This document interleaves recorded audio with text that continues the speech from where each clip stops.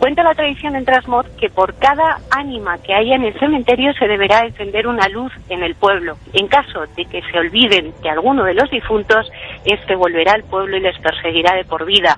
Oyó en el exterior el sonido, decía, de unas mujeres, un murmullo, y abrió la puerta para ver delante de él una señora enlutada, parecía una monja, decía. Habitualmente no pensamos en ella. Hay quien dice que es mejor no hacerlo, pero está ahí. Está ahí desde el principio del tiempo, desde que el mundo es mundo, aguardándonos. Es un tabú, la escondemos, la ocultamos, no queremos ni escuchar su nombre. No queremos escuchar nunca la palabra muerte, pero ella es tan certera como la vida misma, compañera inseparable de cada ser humano, sombra al final de los laberintos de nuestra propia mente. Nada ha motivado más reflexiones, filosofías, poemas o pinturas. A su alrededor han nacido credos y esperanzas, miedos y angustias. A pesar de nuestro temblor humilde ante su presencia y su injusticia, en viejos ritos, en ciertas conductas, en algunos lugares y en determinadas fechas, su presencia, su culto y su misterio sigue latiendo. Entonces, por unas horas, la parca deja de ser algo lejano y se aproxima a esos hombres que tanta inquietud sienten con solo pronunciar su nombre. Esta noche vais a conocer algunos de esos lugares. Es el reino de la muerte el que directamente nos pide paso. Un mundo que existe, aunque el común de los mortales no quiera verlo. Buenas noches, amigos. Una noche antes de la de difuntos, en la que intentamos llegar a lo más hondo del gran misterio. Decía Confucio, si no conocemos todavía la vida, ¿cómo va a ser posible conocer la muerte? Otras culturas, otras religiones, siempre la misma preocupación. Mahatma Gandhi dijo una vez, el nacimiento y la muerte no son dos estadios distintos, sino dos aspectos del mismo estado. Otros artistas, escritores, más apegados a lo terrenal, como Hemingway, poco antes de fallecer, dejó una sentencia inquietante. Decía así: lo único que nos separa de la muerte es el tiempo. James Black, hace no tantos años, dijo: todos estamos en fila delante de la parca. Felizmente, no sabemos en qué lugar de la fila. Y es que la Negra Dama ha provocado todo tipo de manifestaciones artísticas, culturales, espirituales, movimientos religiosos, movimientos para intentar someter a otros, el temor, el terror. Nuestra intención quizá no es esa, sino recuperar una serie de raíces, una serie de conocimientos que en este mundo globalizado poco a poco van apartándose y solamente en algunas fechas, como en estos días, como en este fin de semana, se recuerdan.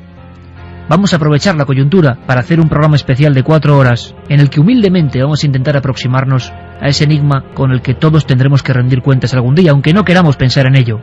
Esta noche va a haber muchos sonidos peculiares. Tenemos a una gran cantidad de amigos en diferentes puntos de España. Antes de nada quiero agradecerles el enorme esfuerzo, con una España llena de lluvia, llena de viento. Una noche ideal para el recogimiento, la reflexión, el refugio.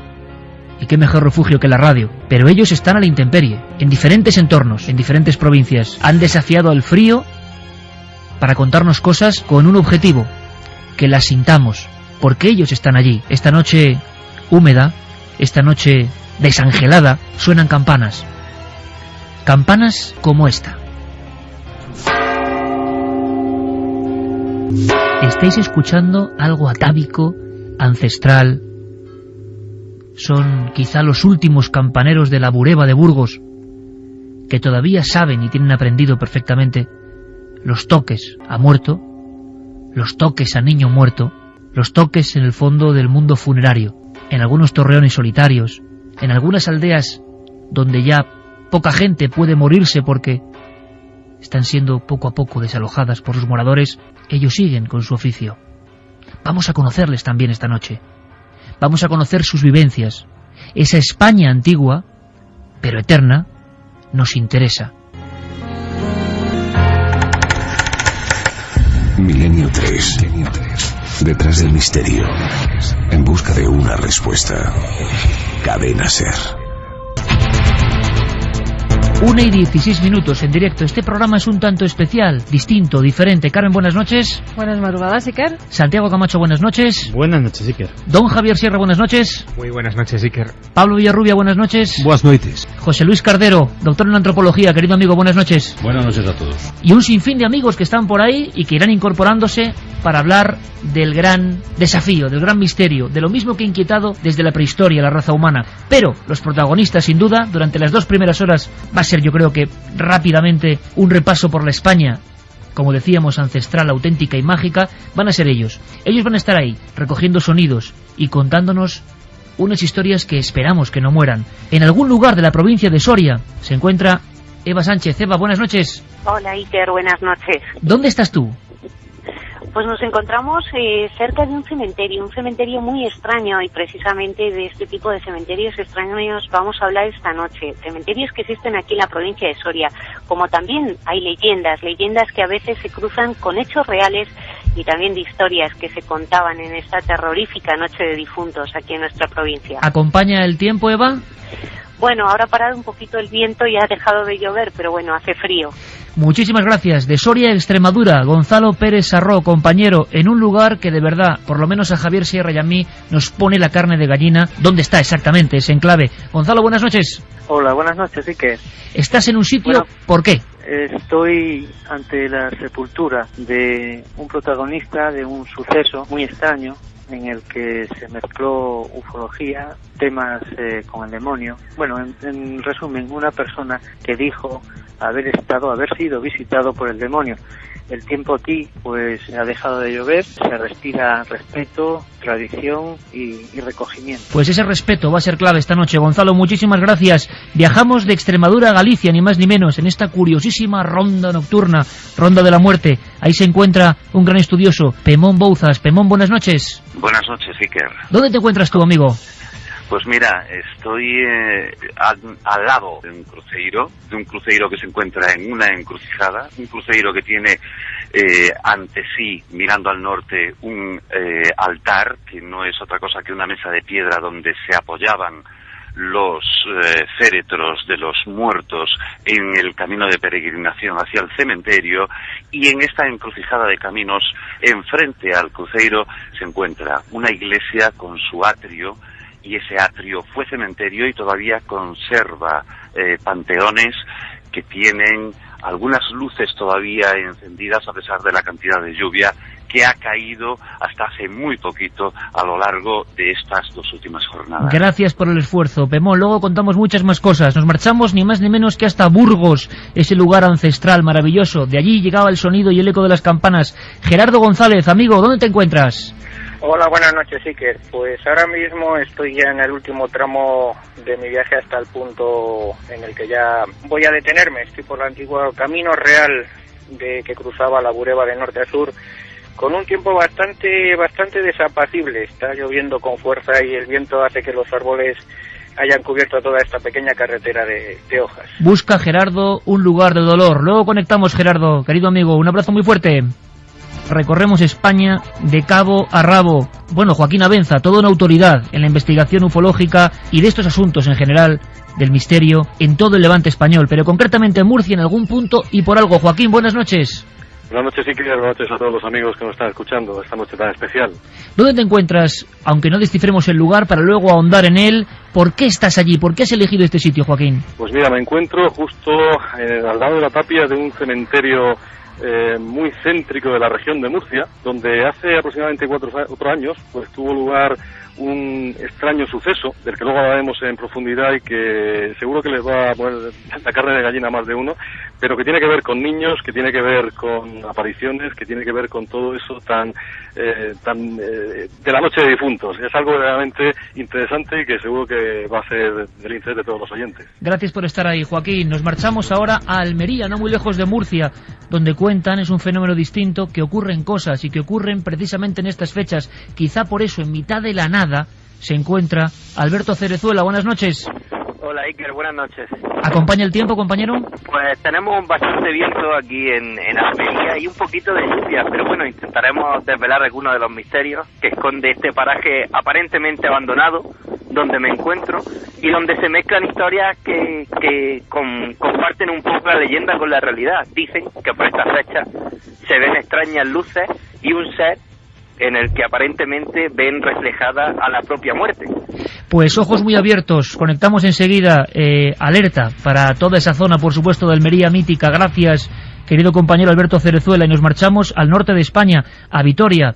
Allí, en un lugar distinto, se encuentra, para que tengamos todos los rostros, todas las faces distintas del enigma de la muerte, Enrique Chazarra. Enrique, compañero, buenas noches. Hola Iker, muy buenas noches, ¿qué tal? ¿Tú dónde estás? ¿Qué lugar has elegido? Pues estoy en un cementerio de los de antes, que se podría denominar romántico, se respira romanticismo por todos los lados, y ahora estoy aquí en penumbra, rodeado de ostentosos panteones, tumbas y toda una serie de, digamos, lugares de enterramiento. Bueno, Enrique, pues luego sabremos muchas más claves y conoceremos, creo, alguna escultura realmente enigmática y funesta. Gracias, Enrique. Debe estar lloviendo, imagino. El mapa es desapacible y por eso mi agradecimiento, nuestro agradecimiento del equipo que está aquí al equipo que está allá afuera. En algún punto de Cantabria, la mágica Cantabria, está Diego Marañón. Diego, buenas noches. Buenas noches, Iker. La lluvia nos ha dado una tregua en estos momentos. Bueno, la lluvia ha sido bondadosa con el equipo de Milenio. ¿En qué lugar estás? Descríbelo brevemente, por favor, amigo. Pues mira, yo al contrario que todos, o que la mayoría de nuestros compañeros, no estoy en un cementerio, al menos en un cementerio actual. Sí que es cierto que hace mucho tiempo, casi al lado de donde me encuentro ahora mismo, se enterró a mucha gente. Es un lugar que, tanto a nivel social como a nivel material y casi tangible, te diría, ha quedado perdido absolutamente en el tiempo. Y lo he elegido porque entre estos 4 muros que tengo enfrente de mí, entre los siglos XIII y XIX, muchas personas sufrieron en sus carnes una enfermedad terrible, un estigma a la que se conoció como la muerte en vida. Conoceremos muchas más cosas de estos lugares que hoy, por fin, para la gran mayoría, para el gran público, ven la luz. No sé si el tiempo acompaña. Ayer por lo menos era aguacero tremendo en las viejas callejas de Toledo. Luis Rodríguez Bausá, compañero. Buenas noches, sí que buenas noches a todos. ¿Tregua también allí con el tiempo o no?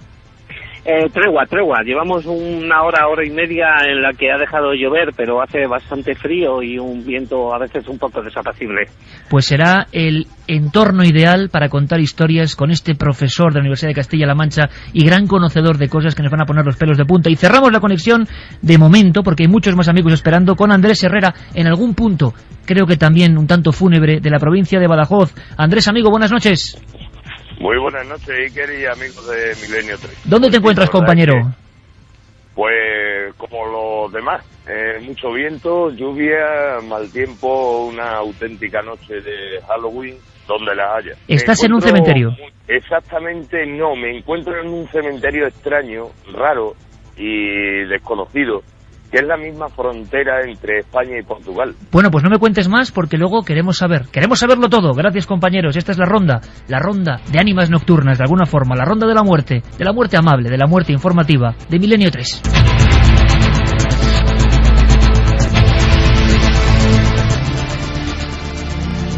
Hay otros protagonistas, sois vosotros, evidentemente, los que estáis ahí, los que esta noche podéis aportar ladrillos nuevos a esta construcción radiofónica con vuestras historias. Esta misma noche, y no otra, entre la lluvia del centro de Madrid, cuando un taxista nos dejaba en la puerta de la radio, bueno, nos contaba una historia de esas que de verdad merecían la pena, pero el atasco, los pitidos, la gran ciudad, en contraste con todo lo que hemos contado, ha abortado la situación. Ojalá este amigo taxista nos escuche y, como todos vosotros, pueda participar.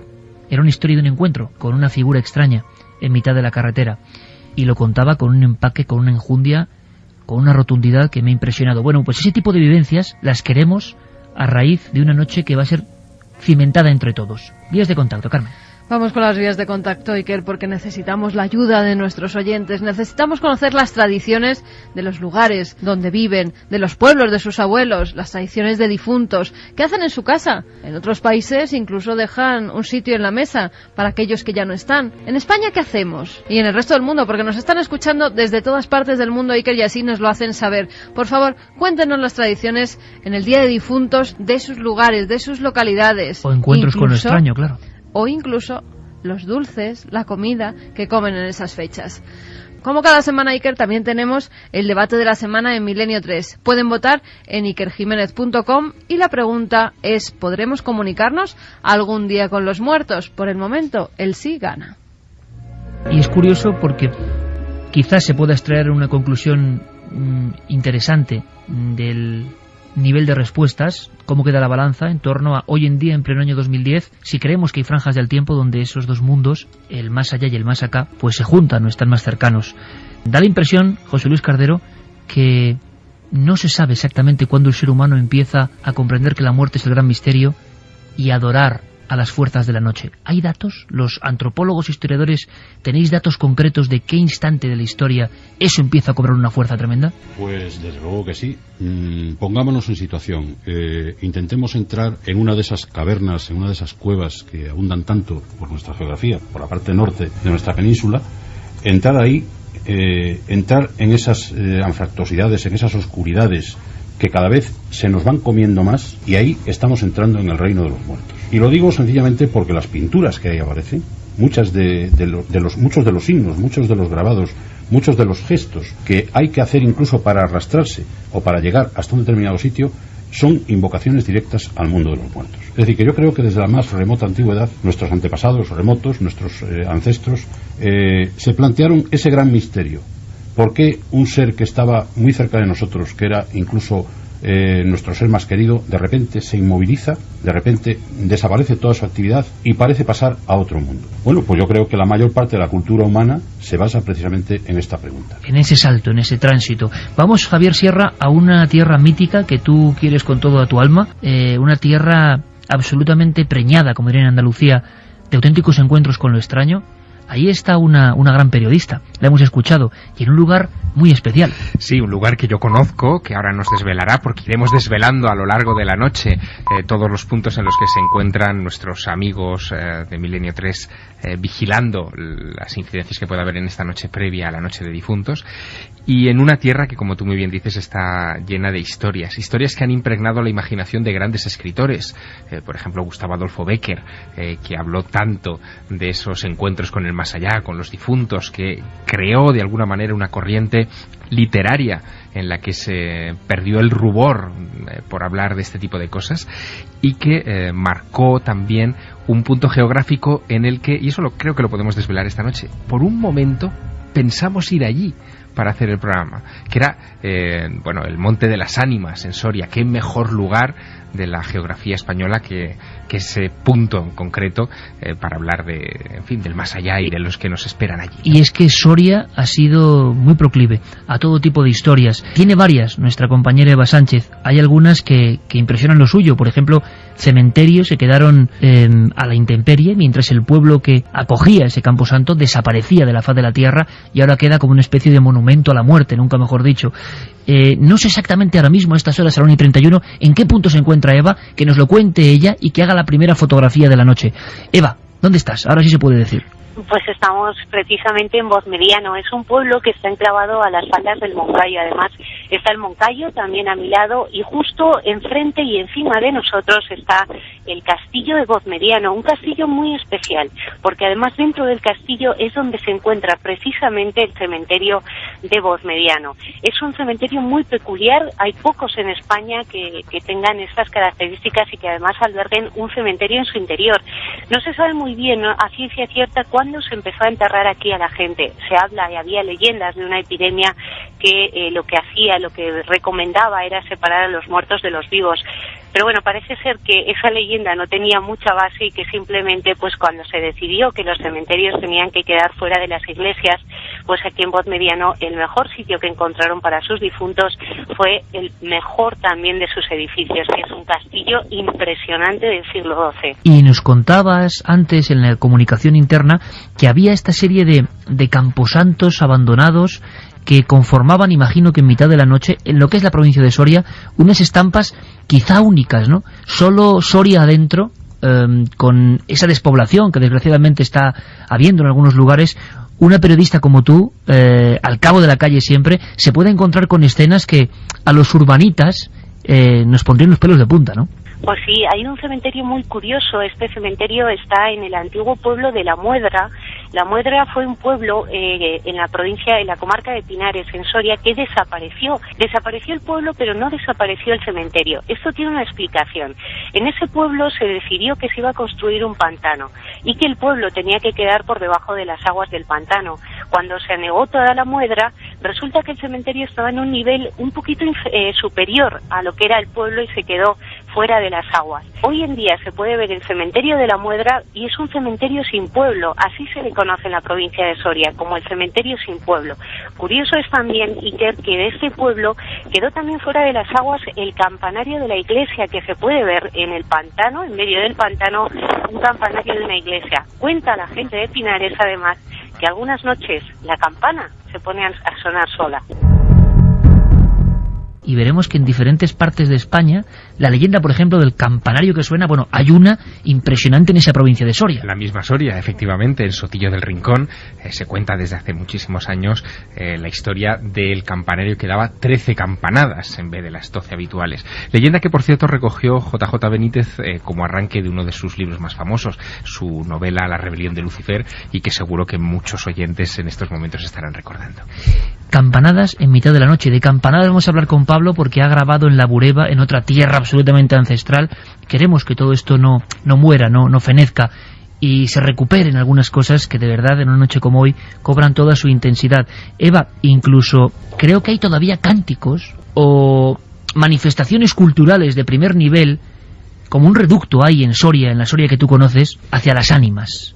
No sé si era Tajueco o era algún lugar que creo que merece la pena que esta noche sea más conocido, ¿no? Eso es en Tajueco, se celebra todas las noches del día 1 de noviembre, o sea, dentro de, no mañana, sino el próximo lunes es cuando se va a celebrar. Se llama el canto a las ánimas. Es un canto muy antiguo que parece ser que procede de la Edad Media, que se ha ido manteniendo en el pueblo y que es una tradición por la cual pues los hombres del pueblo recitan una serie de estrofas que lo que pretenden es un poco pues procurar que todas las ánimas tengan un descanso eterno. La gente del pueblo se divide en 3 grupos, 2 de ellos están conformados por hombres, unos son los casados, otros son los solteros, y van cantando este cántico por 4 puntos del pueblo. Una vez que se acaba cada uno de los cánticos, lo que se hace es que se toca una campanilla durante 3 veces y se reza un Padre Nuestro por parte del resto del pueblo. Básicamente es eso, lo que pretendían era pues un poco calmar a las ánimas en una noche en la que ya se sabe pues que siempre la tradición decía que era propicia para que las ánimas cruzaran desde el mundo de los muertos hasta el mundo de los vivos. Eva, esas tradiciones se siguen manteniendo en Soria. Hagamos un poco el termómetro en España. ¿Han quedado como reductos casi folclóricos que la gente no sigue o solamente con un aspecto turístico? ¿O crees que en algunos pueblos, en estas noches que vienen ahora, se seguirá rindiendo ese culto con fervor auténtico? Sí, efectivamente, se sigue rindiendo ese culto y además esta noche es una noche especial. Hace un momento, hace unas horas, yo venía de un pueblo que se llama Muro, donde se recrea, es también en la provincia de Soria, donde se recrea cada año lo que se llamaba la Parada de las Brujas. Decía la tradición que todas las brujas del Moncayo y del Madero se reunían en la noche de Todos los Santos en Muro para hacer un aquelarre. Hoy en día lo que se hace es recrear este aquelarre pues, con fines turísticos, pero también con fines de recuperar esas tradiciones de las ánimas pues frente a todas las tradiciones que nos llegan importadas de otros países. Hoy se celebraba en Muro, también mañana se celebra en Trasmoz la Luz de las Ánimas, que consiste en una procesión que va desde el cementerio. La Luz de las Ánimas se llama. La Luz de las Ánimas. Cuenta la tradición en Trasmoz que por cada ánima que haya en el cementerio se deberá encender una luz en el pueblo. En caso de que se olviden de alguno de los difuntos, este volverá al pueblo y les perseguirá de por vida. Se sigue manteniendo hoy en día y mañana se va a hacer en Trasmoz, como cada año, la Luz de las Ánimas. Muy bonito también, una tradición que se ha recuperado y que, como decimos, son tradiciones auténticas de la tierra. Y menos mal que hay periodistas de raza para contarlo y para contarlo los suyos. Eva, como siempre, muchísimas gracias, de todo corazón, gracias. Gracias a vosotros. Bueno, todavía, amigos, Luz de las Ánimas, tradiciones increíbles, vivas, que imagino que han pasado por estadios muy próximos, eso, a la muerte, ¿no? A no conservarse. Ahora parece que hay un intento. ¿El culto a las ánimas nace evidentemente con el cristianismo o no? José Luis, antes hay ese concepto de espíritus errantes a los que hay que rendir algún culto. Desde luego que sí, el cristianismo no hace más que recoger tradiciones mucho más antiguas. Yo estoy pensando ahora mismo en la llamada Totenfest en Alemania.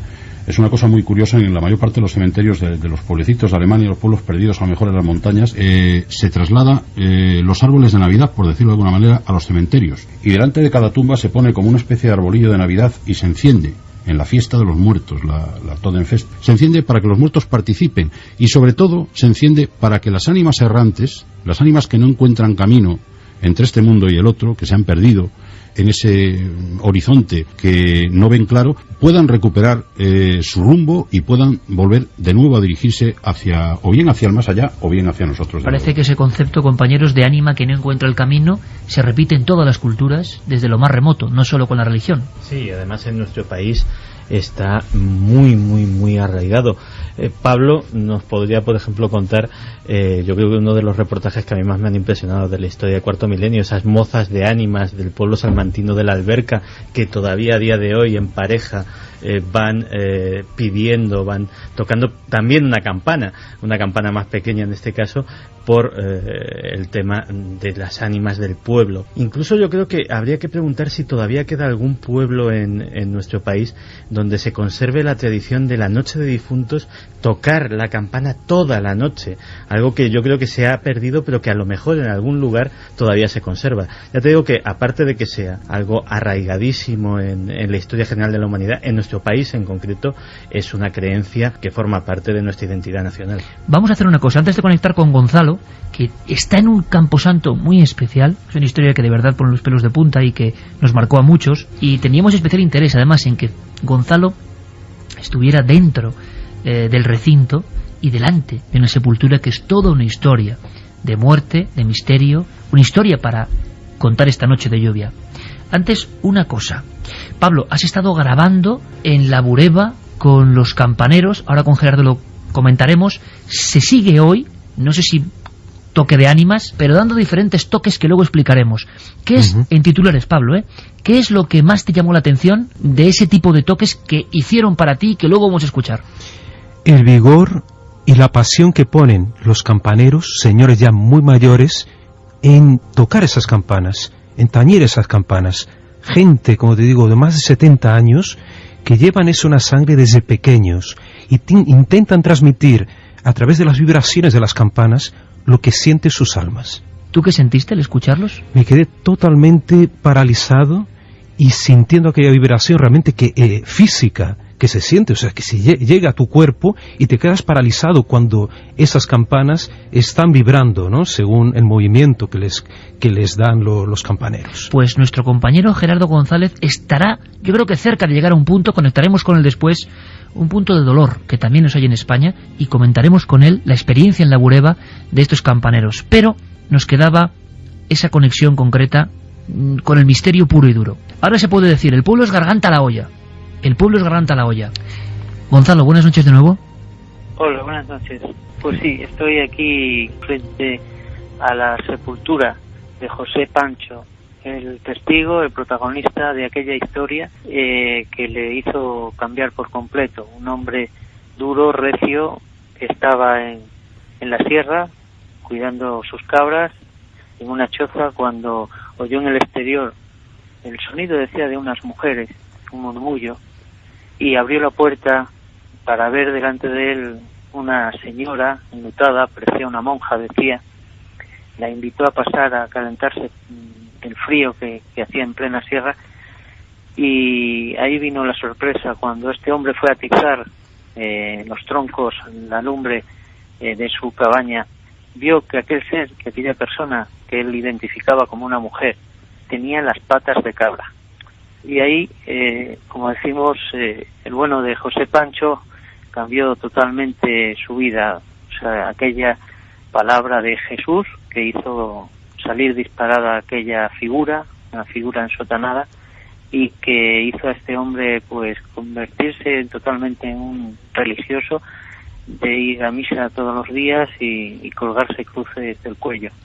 Yo estoy viendo ahora, imagino que Javier Sierra también, imagino que Carmen también, que la hemos visto allí, la cara, la foto, la imagen de un hombre en blanco y negro, sepia casi, José Pancho Campo, que en toda la comarca ya es el pastor que vio al diablo, que nadie lo puede dudar.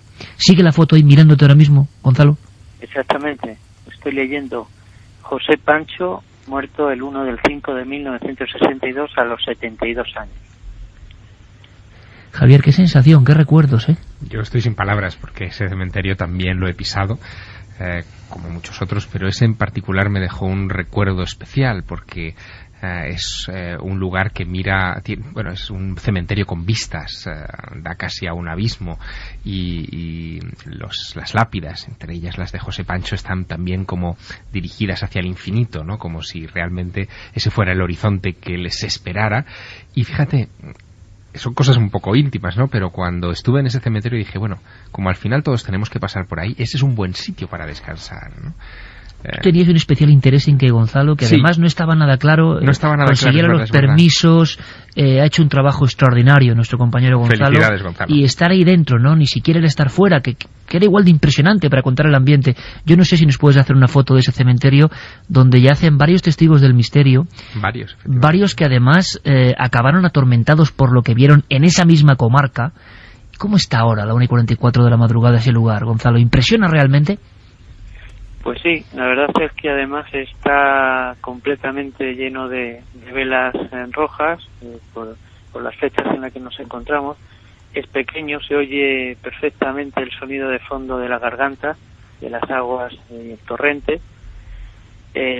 No está lloviendo ahora en este momento y lo veo igual, bueno, algunos cambios, un poco de adecentado más, porque el tiempo, cuando yo vine hacía ya mucho, las sepulturas eran más antiguas, muchas de ellas, pero es un lugar tranquilo, pequeño, como decía antes, acogedor, o sea, un sitio para el recogimiento. ¿Se sigue contando con la misma verosimilitud la experiencia de José Pancho Campo? Sí, se sigue contando la misma historia y yo creo que los testimonios son idénticos. La historia tiene unos puntos que se mantienen a lo largo del tiempo y además Garganta la Olla, como decía Javier, el cementerio, pero es que también el pueblo, la población, es un lugar que atrapa. Si cualquiera que lo haya visitado lo ha comprobado, ¿no? Que es un lugar que te gusta venir, y hay que agradecer al párroco de San Lorenzo, de aquí de Garganta la Olla, que nos ha dado el permiso y nos ha abierto la puerta para que esta noche pudiéramos estar aquí. Un lugar que además tiene una tradición también muy curiosa, que en la noche de los santos, de todos los santos, a los difuntos, habrá gente aquí por la noche velando.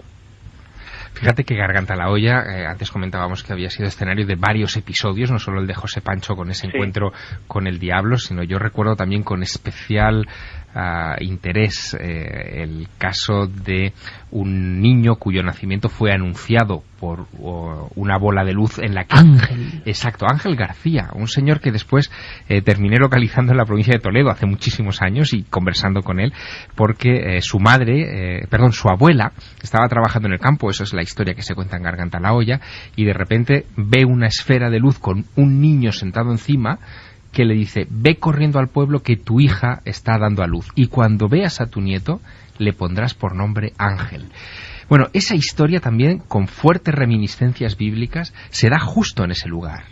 Reminiscencias bíblicas, aparición de luces, y se sigue comentando que en toda la zona de Garganta la Olla ocurren cosas. Gonzalo no pensaba estar dentro del Campo Santo, pues yo creo que sería muy bonito, ¿no?, dejar algún tipo de recuerdo, por lo menos el recuerdo en mente, la consideración, el afecto incluso para José Pancho Campo, que fue un mártir del misterio. Muchos lo llaman mártir del misterio, persona que tras encontrarse con algo extraordinario falleció. La historia del pastor que vio al diablo.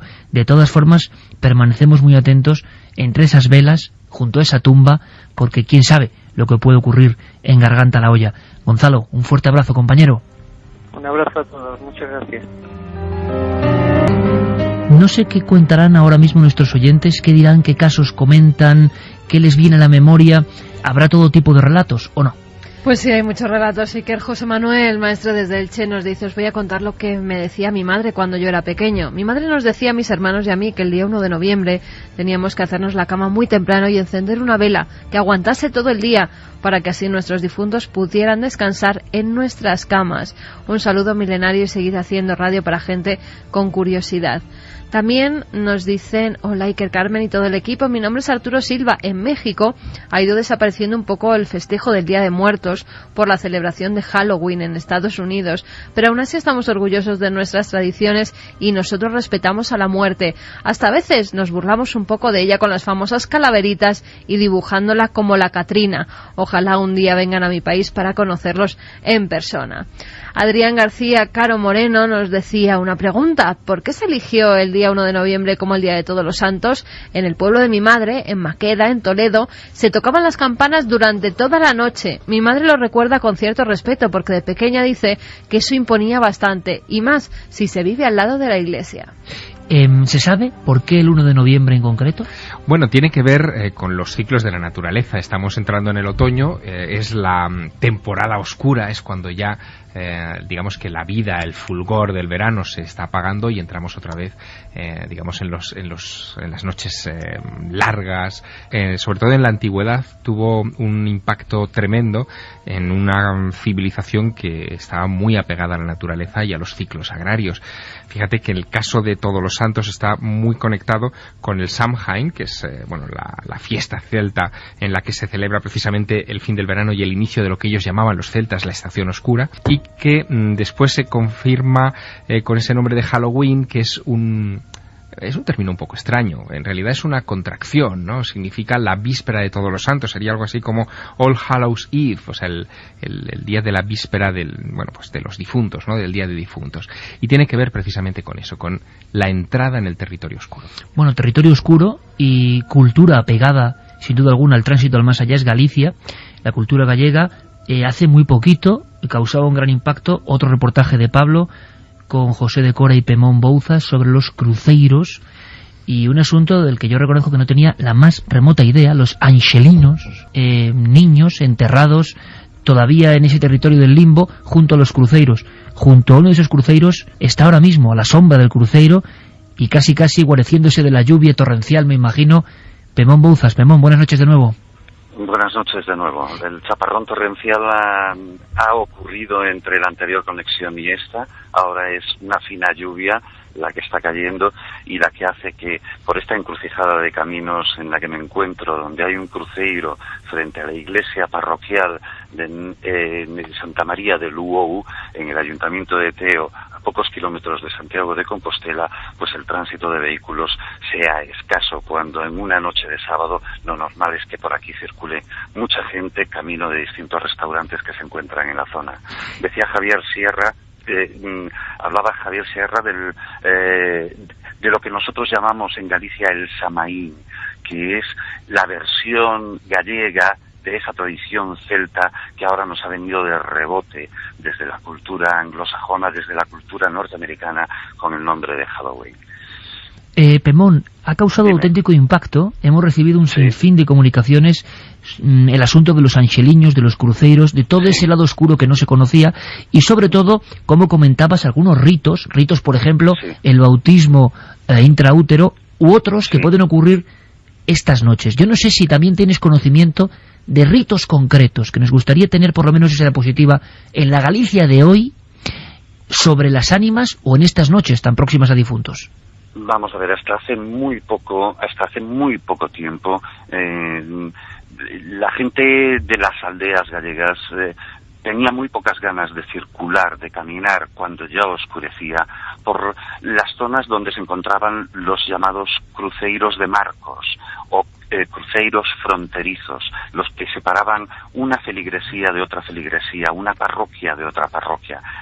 Eran como una especie de lindes, de marcos que separaban lugares sacralizados. El centro de la parroquia, la iglesia, era el foco del bien, era el foco de santidad y de protección para todas las casas de su entorno, y la zona más alejada simplemente estaba santificada por la presencia de ese cruceiro que al mismo tiempo marcaba el límite de esa parroquia.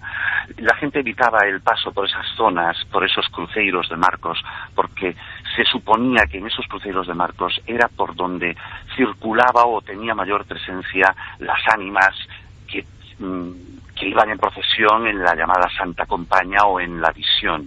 La visión, que es el reflejo del anuncio de la muerte visualizado por seres vivos que se tropiezan con ella. En la actualidad todavía se han recogido testimonios de gente que sí se ha encontrado, tanto con la Santa Compaña como con muertos. Antes hablabais de la encuesta, de una de las encuestas que lanzabais al aire a todos los oyentes de Milenio 3, sobre la posibilidad de si en el futuro se podría hablar con los muertos. La tradición de los países celtas atlánticos, por lo menos, habla de que desde siempre están recogidos testimonios de personas que han hablado con muertos. Yo personalmente he recogido el testimonio de una persona de la que sí me podía fiar, que me narró una historia espeluznante, que si da tiempo la cuento ahora mismo. Pues cuéntala ahora mismo en titulares si puedes, Pemón. Estamos casi al límite de la siguiente hora. Sí. La historia de la visita de un difunto. Exactamente. Una persona se levanta de su cama porque escucha la llamada a la misa de las 7 de la mañana, se arregla rápidamente y precipitadamente se acerca al atrio de la iglesia, donde hay un hombre. Intenta entrar en la iglesia por una de las puertas laterales y está cerrada. Se acerca a la puerta principal y está también cerrada. Da unos pasos hacia atrás y mira la hora en el reloj debajo del campanario y marcaban las 5 de la madrugada. Realmente era de noche, el hombre se sorprende y decide marcharse a casa. El hombre que estaba en el propio atrio de la iglesia le para y le dice: Jean, ¿te acuerdas de mí? ¿Sabes quién soy? Y este le contesta: sí, eres Anselmo el navegante. Y reza unas misas por mí, por favor, reza unas misas por mí. No te preocupes, pero déjame en paz. Este hombre llega a su casa, se vuelve a meter en cama y pasa a ser consciente de que acababa de hablar con un hombre que había sido enterrado un mes antes. Pemón Bouzas, desde la Galicia eterna, romería eterna llena de misterio. Un fortísimo abrazo, compañero. Muchas gracias, otro para vosotros. Historias como la Santa Compaña, que acaba en un sitio, una iglesia donde se hace, a ver si eres capaz, que yo sé que eres capaz perfectamente, José Luis, de contarnos en apenas un minuto una de las expresiones más tremendas de Galicia, tú eres gallego, la iglesia dando una misa a muerto en mitad de la noche, compuesta de difuntos. Sí, es lo que se llama la misa de muertos. Es una cosa, una cuestión que se da de vez en cuando, es como algo que viene y va. No hay ningún lugar exactamente en donde se pueda decir aquí se ha producido. Ocurre lo siguiente, muy rápidamente. Un paisano pasa por las cercanías de la iglesia a las 3, a las 4, a las 5 de la mañana, observa con sorpresa que las ventanas de la iglesia están lucientes, como si hubiera alguien en su interior, se asoma y ve que hay una ceremonia religiosa. Entonces él entra, camina por el pasillo central y va viendo como unos ojillos extraños le miran desde debajo de una arcada, como unos ojos también muy raros le miran desde otra, como una persona de un color extrañísimo. Todas estas son descripciones de los testigos. Le contempla y se da cuenta que allí hay algo raro. El celebrante se vuelve y ve que es un esqueleto. Entonces se da cuenta que está asistiendo a la misa de muertos. Y que si no se va de allí muy rápidamente, o si se le ocurre aceptar cualquier cosa, un poco de agua bendita, un rosario, un trozo de pan, se quedará allí para siempre. Es la famosa misa de muertos. Antes de la primera desconexión, conectamos rápidamente, saltando casi un poco el orden, porque las circunstancias, vamos a decirlo así, meteorológicas incluso son complejas, y porque tenemos que estar casi con prismáticos en una zona donde se aparece una luz de muertos, como tantas hay en España, y hablaremos de ello. Alberto Cerezuela, compañero. Buenas noches.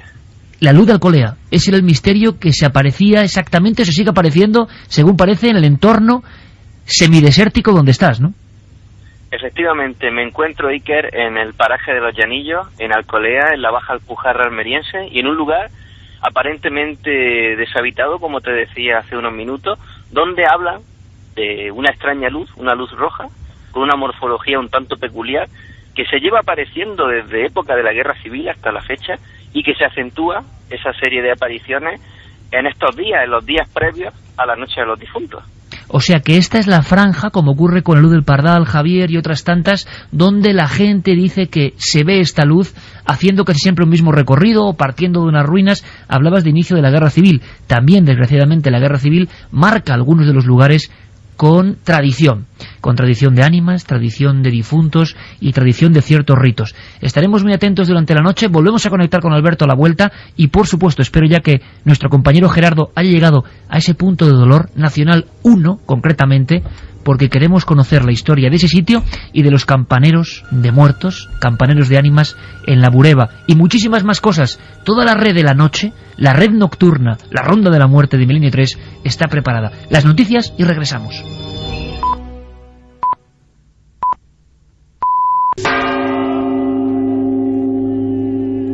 Esta noche comenzaba con las campanas que se siguen tocando por parte de unos hombres que perpetúan un oficio ancestral y que siguen contando historias, por ejemplo, historias de muerte. Yo creo que pocas veces se había hecho un reportaje sobre ellos. Allí ha estado Pablo Villarrubia, nuestro compañero Pablo. Los campaneros de una zona muy concreta de Burgos, otra de esas zonas de poder, sin duda alguna. Hay zonas, ¿verdad?, que conectan con nosotros, y yo creo que esta es una de ellas, la mítica Bureba. Ahí están los campaneros que contaban cosas como esta. Ángel es uno de esos campaneros de la Bureba, de los pequeños pueblos, y han aprendido de padres a hijos una serie de códigos. Es curioso en este tiempo de internet, ¿verdad?, de satélites, de redes sociales. En algunos lugares todavía el tañir de la campana en la noche o en el día significa cosas, significa mensajes. A veces los mensajes más importantes van a través de ese sonido metálico tan peculiar. Ángel, junto al campanario, nos contaba esto. Pues el toque a muerto pues se usa siempre que hay un difunto, ¿no? Y cuando había niños tocábamos dos, los pequeños estos que tenemos aquí a la derecha. Y el toque muerto todos lo sabemos, ¿no? Pues para las mujeres se tocan 2 clamores, para los hombres 3. Aquí cuando una persona se moría, nada más morirse, se tocaban las campanas. Alguien se ha muerto, el público alguien se ha muerto en el pueblo. Después ya se enteraban. Y al día siguiente al entierro, pues se volvía a tocar. Una media hora antes del entierro se tocaba. Y después, cuando ya el cura salía de la iglesia por el cadáver a su domicilio, pues se volvía a tocar. Y hasta todo el tiempo tocando hasta que subieron a la iglesia. Durante la misa se paraba y después de la misa al cementerio otra vez a tocar. Eso es lo que hacemos hoy todavía. Pablo, ¿todavía siguen ejerciendo este oficio los últimos campaneros? Porque en la inmensa mayoría la cosa va, aunque parezca mentira, ya informatizada y todo. Sí, te cuento una anécdota sobre los últimos, juntamente este reportaje que hice con el buen amigo Gerardo González, que está ahí ahora esperando en medio al frío. Pues tuvimos muchas dificultades porque Gerardo y yo llamábamos a estos señores, una lista que teníamos de campaneros, y nos decían que infelizmente muchos ya no estaban y que otros ya habían enfermados o incluso estaban muy débiles para poder tocar las campanas. Entonces nos entristeció mucho que estas voces digamos del alma de estos campaneros se vayan perdiendo. Y Ángel Vergado, que este señor que oímos ahora tan sincero, ¿no?, tan auténtico como habéis notado, hubo un momento en que a mí me asustó muchísimo, porque estando en el campanario y grabando esas imágenes para Cuarto Milenio, vimos que volteaba, o sea, con sus propias manos las campanas, ¿no? Un señor, estamos hablando, si no me equivoco, 75 años, con un vigor, con una energía simplemente inusuales para la edad de él. Y hubo un momento que yo me asusté porque pienso, bueno, si esta campana, ¿no?, la alcanza este señor, que pasaba muy rápidamente, ¿no?, la movía muy rápidamente con sus manos, y si él no la paraba a tiempo, esa campana rebotaba de cierta manera, dándole un golpe, este hombre se caería de la torre, ¿no?, del campanario, ¿no? Pero no, él controlaba perfectamente aquello, se sentía muy seguro y sabía de su misión aquí en la tierra, ¿no?, cuál era. Gerardo creo que ha llegado a un punto concreto de la carretera. Estamos visualizando enclaves muy distintos que conforman el amplísimo puzzle de conceptos de la muerte y su proximidad que tenemos hoy en día en pleno siglo XXI. La carretera, evidentemente, aparte de ubicación de transporte, vamos a decirlo así, también se convierte a veces en guillotina, ¿no?, en guadaña, desgraciadamente. Gerardo ha elegido para nosotros un punto que los hombres de Burgos y los cronistas como él de pura cepa conocen bien, aunque no se suele contar. Gerardo, ¿Qué punto es ese, compañero? Buenas noches de nuevo. Hola, buenas noches, sí que... ¿Dónde estás exactamente? Pues ahora mismo me encuentro en el kilómetro 267 de la carretera Nacional 1, que cruza la comarca de la Bureba, entre Burgos y Miranda de Ebro. Y he elegido este sitio porque, bueno, la carretera Nacional 1 tiene una historia negra ganada a pulso. Aproximadamente desde el año 93, que es de donde más o menos tengo contabilizados, más de 200 personas han perdido la vida en estos apenas 80 kilómetros. Pero este punto es especialmente doloroso, incluso para mí, que después de haber hecho tantos reportajes de siniestros, todavía es algo muy especial dentro de la carretera. Es un tramo no muy largo, de apenas 100 metros, tiene una curva que, bueno, es bastante peligrosa, pero no excepcionalmente. Lo extraño es que en este punto, poco más de 5 años, han perdido la vida 15 personas en los accidentes más graves que se han producido en toda la nacional. ¿Y queda algún tipo de recuerdo, Gerardo, por lo tanto? ¿Queda algún tipo de lugar donde las personas han expresado ese dolor? Sí, además, bueno, es frecuente ver por ahí en las carreteras flores en lugares donde han perdido la vida alguna persona. El caso de este punto kilométrico, por sus especiales circunstancias, ha dado lugar también a una circunstancia especial, es decir, aquí se ha concentrado una cantidad desacostumbrada de homenajes de recuerdo a los fallecidos, incluso homenajes que no se juntan mucho con la que es la cultura tradicional incluso de España.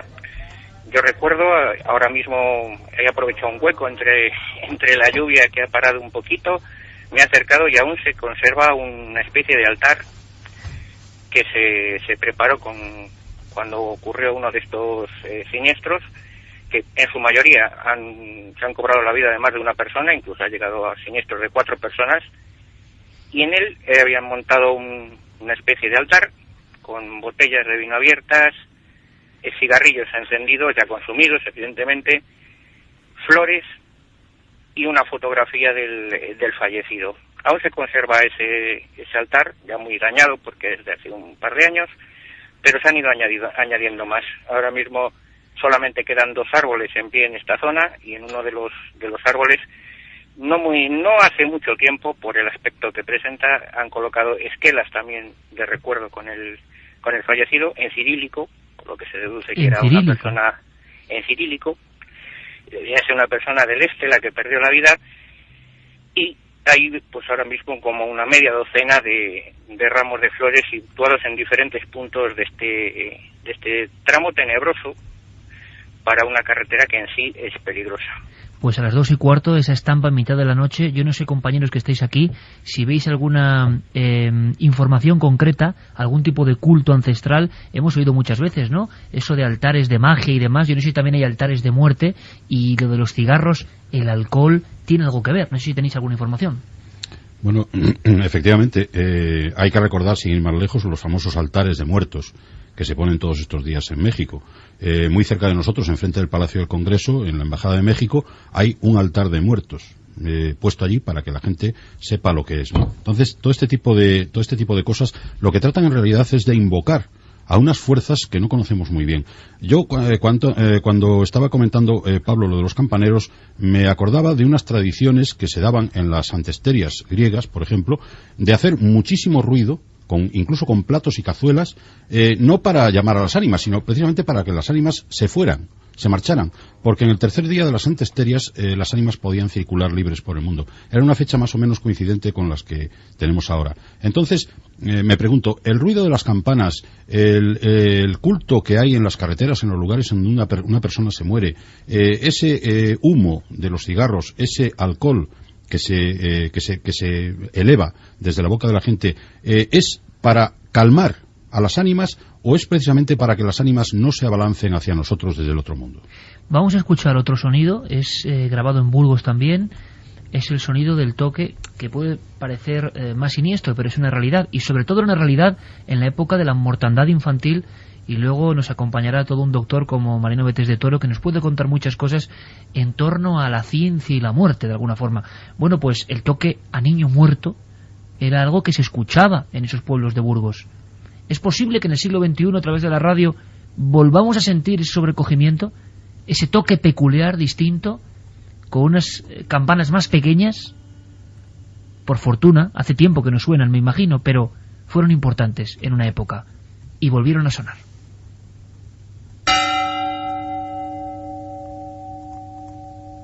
Lo que estamos escuchando, Gerardo, compañero, lo grabéis en La Bureba, por los últimos campaneros, son toques a niño muerto.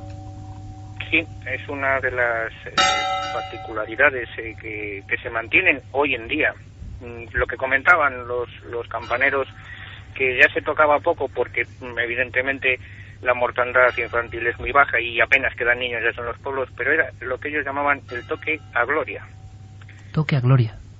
Era el toque a gloria, lo entendían ellos porque al ser niños se les suponía libres de todo pecado, entonces no era tan doloroso, tan quejumbroso como el toque a muerto de las personas ya adultas que fallecían.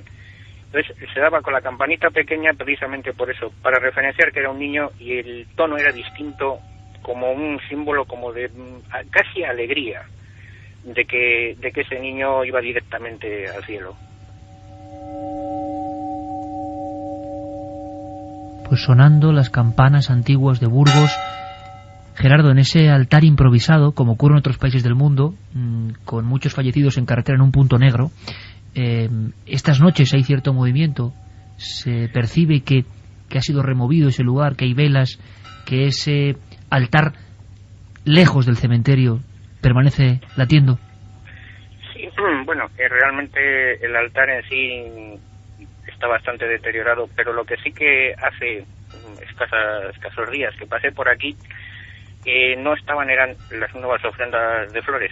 Aproximadamente ahora habrá una docena de flores en distintos puntos, porque como te comentaba, es un tramo de 100 metros, en esos 100 metros ha sido todo, y esas flores no estaban hace unos días, lo que demuestra que la gente sigue acudiendo al punto donde perdieron la vida sus seres queridos a recordarlos. Y hay una circunstancia especial también en este punto, porque no se le encuentra una explicación lógica al por qué esa concentración de accidentes y esa gravedad de ellos, ya que es un tramo que en principio no reviste mayor gravedad que otros. Este punto está situado en el único lugar donde aún queda uno de los antiguos apartaderos donde la gente esperaba a los antiguos autobuses de línea. Es el único que queda en pie en todo el tramo entre Burgos y Miranda de Ebro. Algunos creen que, digamos, es un punto marcado para esperar el paso a otro lado. No lo sé. El hecho en sí es que esta zona no solamente tiene los accidentes de tráfico, históricamente ha sido escenario de accidentes que aún hoy no se han explicado, incluso algunos accidentes que han tenido o pudieron tener en su momento una gran importancia histórica. A una distancia de apenas 1 kilómetro en línea recta de esta zona, digamos, maldita de esta carretera, es donde se estrelló el avión del general Mola, que en principio iba a ser el que regiría los destinos de España en la guerra civil, y que falleció en un accidente aéreo que aún hoy no se ha encontrado una explicación lógica, ni por historiadores ni por nadie.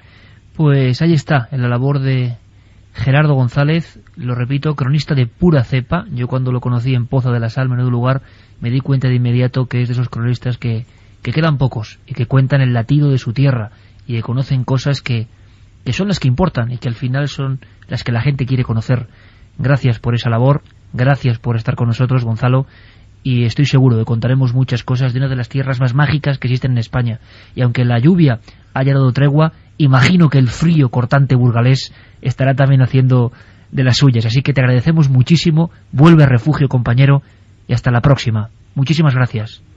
Gracias, Iker, buenas noches. Estábamos en Murcia en concreto, y Joaquín Abenza ha tenido la deferencia de enviarnos rápidamente un testimonio, porque en estos lugares se ven cosas también. Como decía ahora mismo Gerardo, si es todo una conexión, ¿no? Hay personas que afirman que es un lugar maldito, en otros sitios las personas ven luminarias, luces, formas humanas prácticamente. Escuchemos esta voz de Irene Asensio para hacernos una idea compacta y auténtica de dónde está nuestro compañero Joaquín Abenza. Porque Joaquín, tú de momento sigues ahí, ¿no? Aquí estamos, justamente en el sitio donde vamos a escuchar ahora esa narración, el sitio exacto donde apareció esa figura que vamos a poder conocer. Es un cementerio.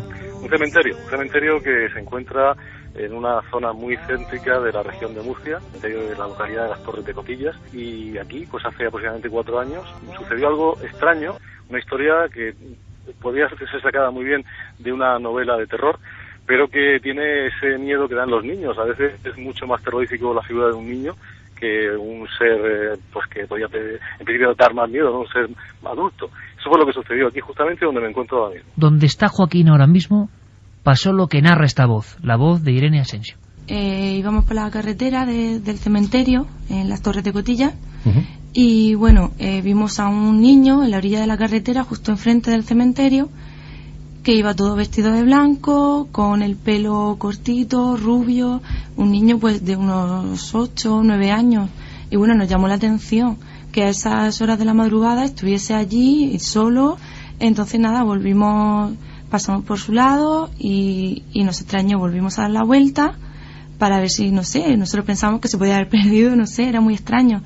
Y bueno, el niño ni se inmutó, no hizo ningún movimiento, parecía que iba andando, pero realmente estaba en el mismo sitio. Entonces nosotros seguíamos muy extrañados y volvimos a pasar, a dar la vuelta, y bueno, lo mismo, el niño en el mismo sitio, iba andando, pero se mantenía allí, ni se inmutó, no nos miró, y eso que pasamos lento por su lado, pero nada.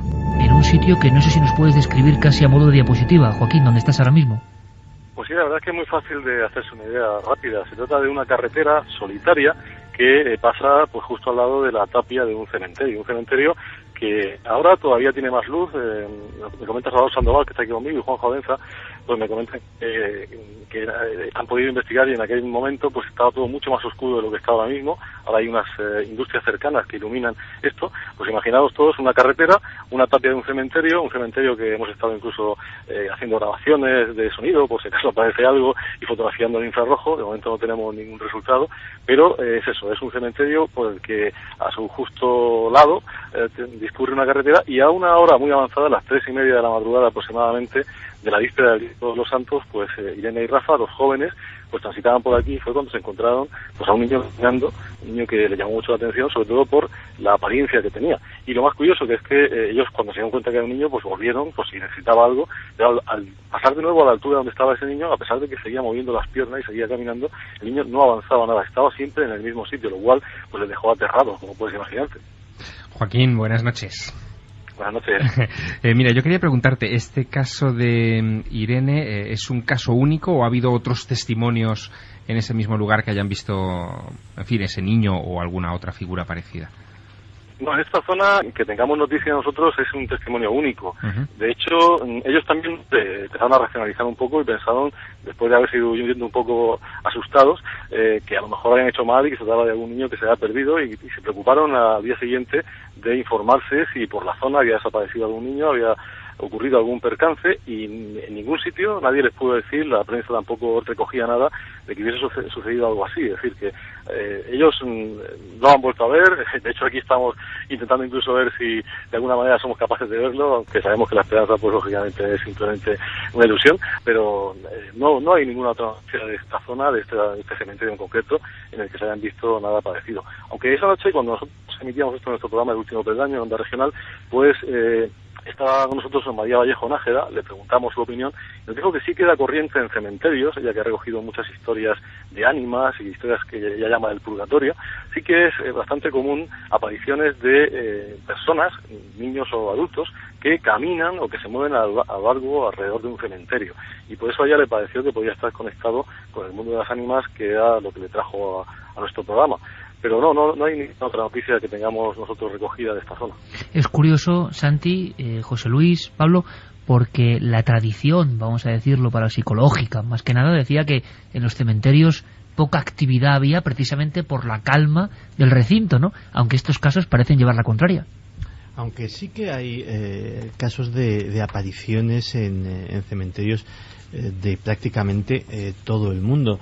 Ahora mismo me estoy acordando posiblemente del que puede ser el cementerio más extraño del planeta. Es en una localidad que se llama Stoll, en Kansas, donde aparte de apariciones prácticamente, no te voy a decir diarias, pero sí una casuística muy amplia, se dan fenómenos tan curiosos como recurrentes casos de amnesia de las personas que van a visitarlo, que de repente sencillamente van allí y cuando salen del recinto no tienen conciencia de los minutos o de las horas que han pasado en su interior.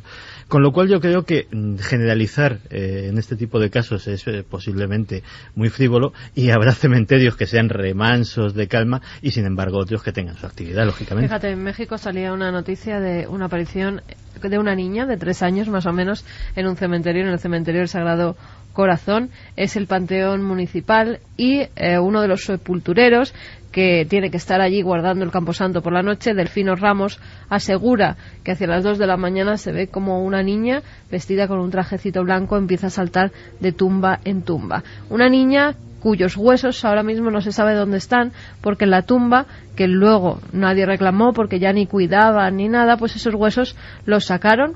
Creen que pueden estar en una fosa común, pero la tumba originaria de la niña fue deshecha para enterrar a otra persona. Y desde entonces la niña vaga de tumba en tumba, incluso saltando y jugando con los sepultureros que tienen que hacer la ronda. Será una sensación peculiar la de nuestros compañeros ahora mismo todavía haciendo vigilancia en estos lugares, escuchando historias como esta que nos trae Joaquín Abenza.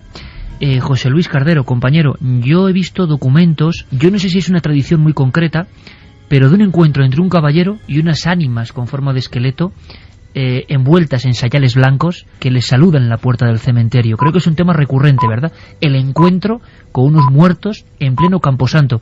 Y creo que desde el siglo XIV o siglo XIII, por lo menos yo he visto en algún incunable, estos grabados y miniados maravillosos de un tremendo dramatismo. Se ve al caballero siempre con una cara de horror, y los 3 muertos, la mayoría de las grabaciones o impresiones que yo he visto son así, les saludan o les llaman desde dentro del cementerio. ¿Esto ocurre porque era una constante? Bueno, yo he escrito una tesis doctoral sobre ello. Se llama El encuentro de los 3 vivos y los 3 muertos. Es una tradición europea que se remonta aproximadamente al siglo XIII y que conecta por un lado con las danzas macabras y por otro lado conecta pues con una tradición muy antigua que es el muerto llamador, lo que los franceses llaman le mort malfaisant, es decir, los muertos que van a por los vivos. Entonces, el problema es exactamente más o menos como dices tú, pero yo le daría un tinte un poco más siniestro. El caballero se encuentra con los 3 muertos, y los 3 muertos, en las primeras etapas de la tradición, se muestran más o menos estáticos, advirtiéndole, según la geografía cristiana, de la brevedad de la vida, en fin, todas estas cosas. Pero a medida que van avanzando en la evolución de esas láminas, los muertos se van volviendo cada vez más agresivos, y hay incluso algunos de ellos que atacan al caballero. Entonces, evidentemente, el caballero sale disparado del encuentro ese fatal, y sobre todo cuando hay 3 vivos y 3 muertos, se ve inmediatamente por la propia reacción de los animales, perfectamente diseñado en las láminas de las que estás hablando, cómo los animales experimentan un terror incoercible ante esas apariciones del otro mundo. José Luis, yo tenía incluso un cuaderno con una copia en color, evidentemente copia, claro, de uno de esos legajos antiquísimos con esa impresión, y la cara del caballero era de horror. Las de los 3 muertos esqueletizados daban miedo, pero la cara más terrorífica era la expresión del caballo del caballero, sí, que era una cara de terror humanizada ante la visión de lo que hemos aprendido, los 3 muertos, las 3 animales. O la del perro, por ejemplo, cuando hay un perro, el perro se queda como alucinado ante esa aparición. Y a mí lo que me parece más terrorífico en uno de los cuadros que yo recogí en esta tesis doctoral que hice hace unos años es precisamente la expresión del segundo de los muertos. Es una expresión auténticamente aterradora, como diciéndole, te voy a coger y te voy a llevar conmigo, por mucho que escapes.